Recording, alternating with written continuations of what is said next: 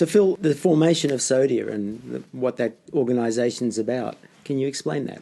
Yeah, so the organisation began here. So Sodia is an Australian organisation. It was birthed 10 years ago when I moved to Melbourne. But the work has its origins back in work that I was fortunate to do in South Africa that was really around bringing disparate groups of people together that were really at odds with each other and trying to help them co-create a shared vision for nation building. Yep. And we did a lot of that work. And then when the new government came in, the ANC, the first government of the ANC, I was very fortunate that I worked with a number of ministers doing the transformation of those departments into the new South Africa, as well as the transformation of sporting codes like the United Cricket Board. Yeah.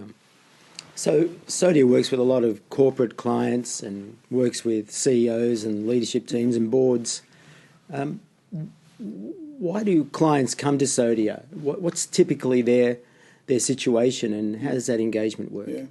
Pretty much all of them find themselves in a place where my word's not theirs. What got them here won't get them there. In other words, they're at an inflection where trying harder at whatever they've done is just not sufficient for what they need to be doing into the future. Yep. They usually have a sense of strategy, so they have some sense of what they need to do, but they just don't know how do they begin that journey of change, and more importantly, how do they engage their people in that process. Yeah. So Phil, the thing that I recall about Sodia was the emphasis around people. Yeah. So obviously change is the big agenda for the leader. Yeah. The strategy is what they want to change into, but how they do it, that's the leader's dilemma, and the team that reports to the leader, so their leadership in assignment. Yeah. And the Sodia focus seems to be around getting those individuals to be more like a one team, not just in a practical sense, but also in a heartfelt sense. Tell us about that difference that Sodia brings in the engagement with client. So, George, again, it kind of goes back to the genesis of my own development as an industrial psychologist, the work that I've done and the work that I had the good fortune of being positioned to do in South Africa. And we learned a couple of things. I mean, one thing that is a strong adage for me is nobody changes to be worse off. Right. And so the fundamental question in change is, why would I get out of my comfort zone? How do you lift my heart? How do you captivate my imagination to want to go on what is going to require more effort of me? You're asking me to do things differently. And so my emphasis has been on that human process and understanding that the organization absolutely has all these technical things. But what makes organizations is the social aspects, the intangibles. And so my focus has been, how do you enable leaders to activate that so that they get the level of enthusiasm and engagement and discretionary effort they need to execute on the change that they need to make.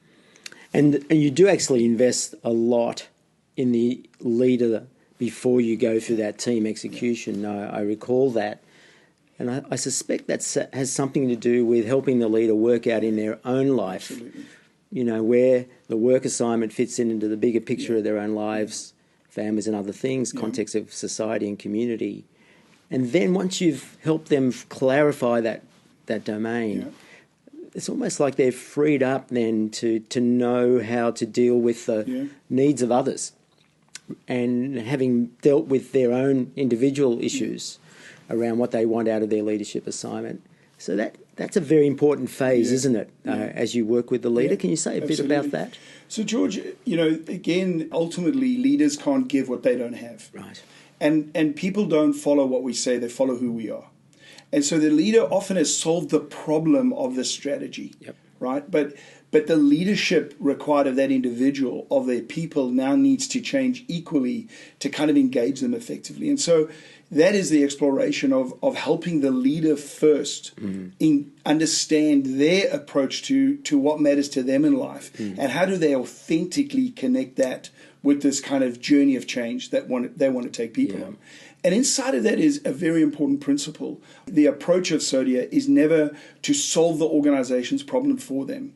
It's really to empower the leader to lead their people more effectively through change. Yep. So the whole approach to effectively leading change is helping the leader articulate a narrative And it's because neurologically, right, we are narrative creating machines. We make stories about everything, even when we don't know the facts. We'll kind of connect the dots. Yeah.